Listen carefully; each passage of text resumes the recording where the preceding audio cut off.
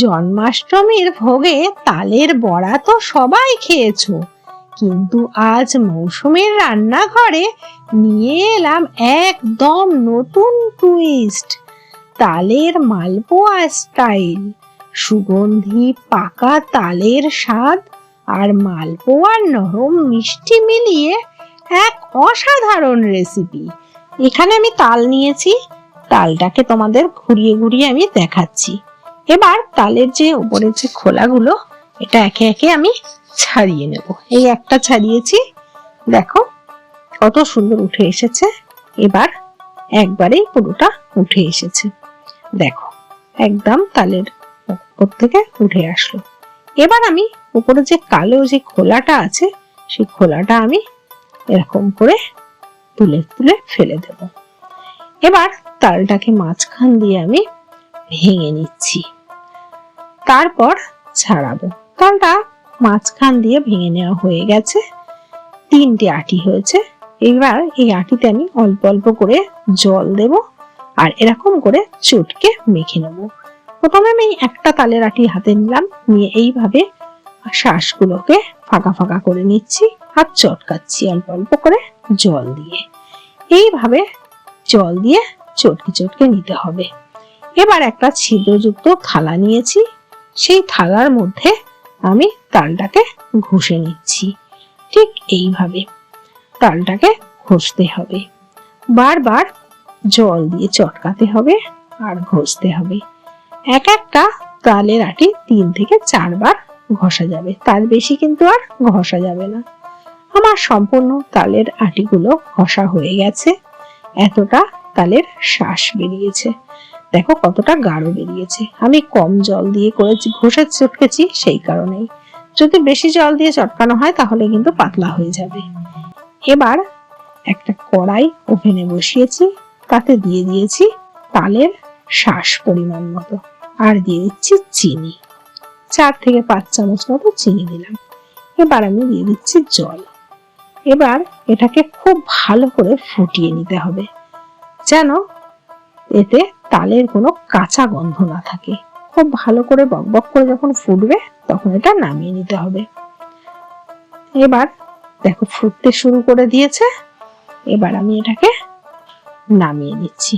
এবার এদিকে একটা বাটিতে আমি নিয়ে নিলাম 1 বাটি আটা, তারপরে হাফ বাটি ময়দা, 2 থেকে 3 চামচ সুজি, আর আমি চিনিটা গুঁড়ো করে রেখেছি। এই দেখো, এবার চিনিটা আমি দিয়ে দিলাম। চিনিটা যে যেরকম পছন্দ করো সে সেরকম দেবে। এবার দিয়ে দিলাম পরিমাণ মতো লবণ। এবার আমি তালের শ্বাস 1 বাটি এর মধ্যে দিয়ে দিলাম। এবার এটাকে খুব ভালো করে আমি মেখে নেব। এইভাবে মেখে নিতে হবে। মাখার সময় একটু শক্ত হয়েছে, তো সেই জন্য আমি একটু এবার দুধ দিয়ে মেখে নিচ্ছি।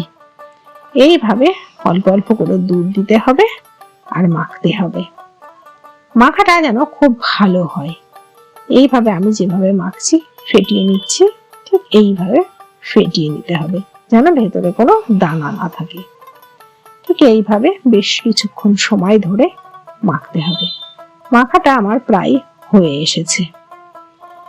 এবার তোমরা দেখতেই পাচ্ছ যে মাখাটা প্রায় হয়ে এসেছে। আর একটু চিনিটা কম হয়েছে, আমি একটু খেয়ে দেখেছিলাম, তো আমি আরেকটু চিনি এখানে অ্যাড করলাম। করে আবার খুব সুন্দর করে এটাকে আমি মেখে নিচ্ছি। মাখাটা আমার একদম রেডি হয়ে গেছে। এবার আমি ননস্টিক প্যানের মধ্যে দিয়ে দিলাম 1 চামচ সাদা তেল, তাতে আমি দিয়ে দিলাম তাল মাখাটা। 1 হাতা আমি দিলাম, একটা মালপোয়া করতে যেমন লাগে।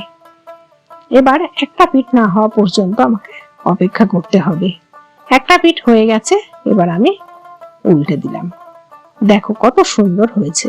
এবার এটাকে 2-3 বার আমি উল্টে পাল্টে ভেজে নিচ্ছি। এবার আমি যে তালের শিরাটা করে রেখেছিলাম, সেই তালের শিরার মধ্যে আমি এক এক করে ভেজে ভেজে প্রত্যেকটা তালের মালপোয়া দিয়ে দিলাম। এবার আমি একটা প্লেটে সাজিয়ে নিচ্ছি। দেখো কত সুন্দর হয়েছে দেখতে। এবার আমি একটু কেটে তোমাদের দেখাচ্ছি। দেখো এটুকু আমি খেয়ে দেখছি যে কেমন হয়েছে। দেখো, দারুণ হয়েছে খেতে। তাহলে এই ছিল জন্মাষ্টমীর স্পেশাল তালের মালপোয়া রেসিপি।